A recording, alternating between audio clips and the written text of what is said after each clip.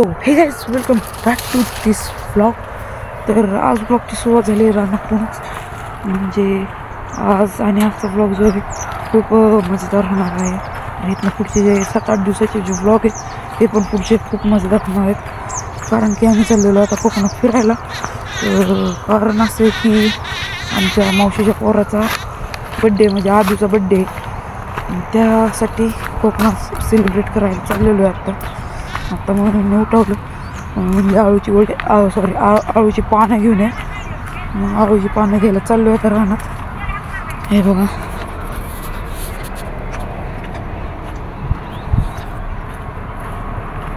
आता तुमचा चांगलाच प्रतिसाद भेटायला लागला आहे मला तुमच्या ह्याच्यात व्हिडिओवर. तरी अजून पाहिजे थोडा, तरी कमी आहे, तरी अजून इन्क्रीज केला पाहिजे. सपोर्ट करा असाच. चला भेटू आळूची पानं घेताना.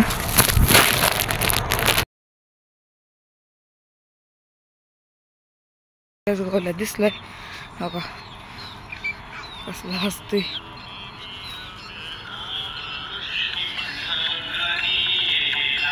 छे बोले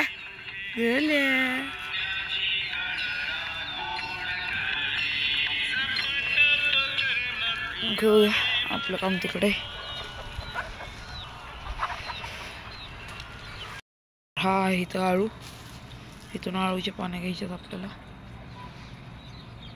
तर इथं तर मोठी पानं नाहीत, मम्मीने सांगितलेली मोठी पानं आणायला. तर सगळी बारकीच पानं आहेत. काय करायचं. आणि हे बघा घरगुती केळी किती मोठा गड आहे इथं.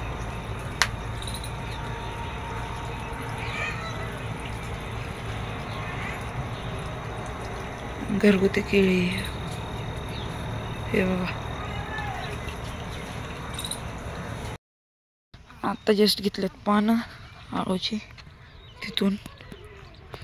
आता चाललो आता घरी. मी मधून गेलो असतो, आता मधून काय जाऊ वाटत नाही म्हणलं सरळ प्लेन रस्त्याने जातो.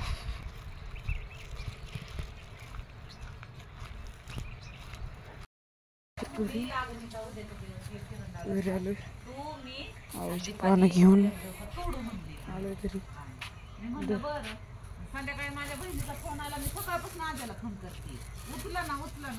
हे बघा मोक्कार आहे मी करायचं कॅमेऱ्यात येण्यासाठी, ब्लॉग मध्ये येण्यासाठी.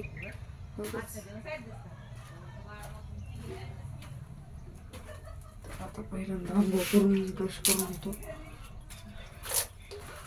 तर भेटतो आंघोळ ब्रश केल्यानंतर. 1 hour later. आंघोळ करून आवरले चांगलं असतं.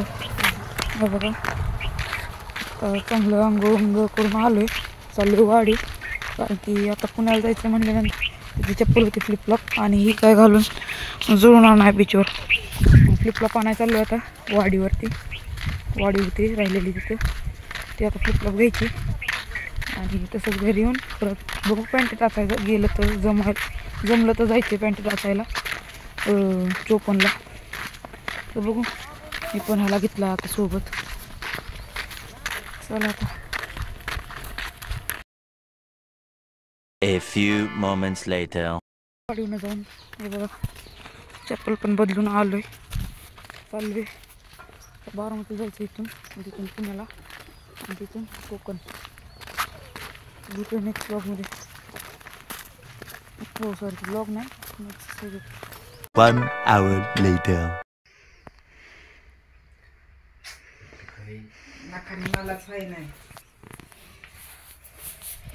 आता रेडी झालेलं. आता चाललो बारामतीला. तिथून बारामतीला जायचं, तिथून पुण्यातून तसं 1 दिवस रेस्ट करून कोकण. तर चला तर मग. A few moments later. तर आता आलोय 54ला मस्तपैकी. आता 54ला येऊन थांबलेलो. गाडी घेऊन होती 54ला थांबलेलो मी, मम्मी आणि दीदी. हे बघा सगळी शांतता होती चौकात, गर्दी वगैरे नव्हती त्याने. 2000 years later. बारामतीहून इष्टीत आलतो. इष्टीत काय खूप गर्दी असल्यामुळे मला काय व्हिडिओ काढता आला नाही आणि ह्याचा पण स्टँडचा पण काढता आला नाही. आता डायरेक्ट बसतानाच काढला व्हिडिओ मग, कारण की मला व्हिडिओज काढता आला नाही खूप गर्दी असल्यामुळे. आता इष्टीत बसलो. इष्टी पण हल्ली जागेवरतून. मम्मीने जाताना हे कुरकुरे घेऊन दिले ते विल्स 2 पॅकेट. 1 पॅकेट तर खाल्ले मी आणि 1 पॅकेट राहिले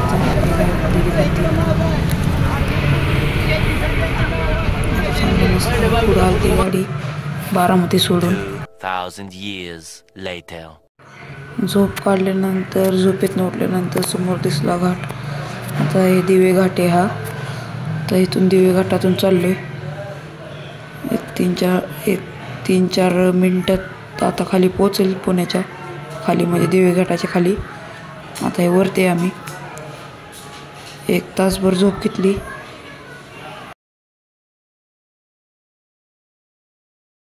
हा बघा view.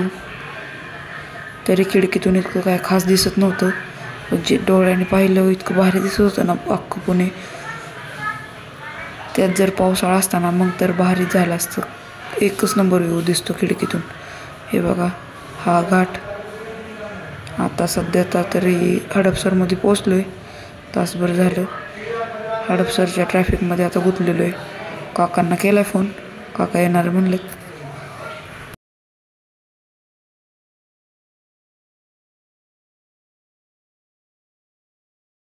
1 hour later.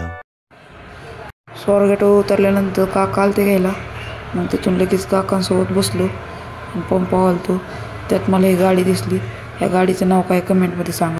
2,000 years later. Finally आता घरी आलेलो आहे. चहा पाणी करतोय आता. हे बघा आदू. तर मस्तपैकी बसलोय आत्ता नुकताच. इतका कटाळा आला आहे ना प्रवासाने. कटाळा म्हणजे झोपूनच आलो आहे, पण प्रवासाला खूप उशीर झाला. आता इथं वरती बसून चिल मारतोय आणि इथं आदूसोबत पण मस्ती केली. तर वरतं पण भारी केलं आहे माऊनी सगळं. झोका बिका टाकला आहे. मागच्या वेळेस तुम्ही मागचा ब्लॉग बघितला असेल तर तुम्हाला माहिती असेल. तर तेवढ्यात आधी पण आला अंशू नाशिकवरून. त्याचा एक दात पडला आहे बघा. त्याच्यासोबत पण थोडी मस्ती केली आणि फायनली हा ब्लॉग एंड करतो.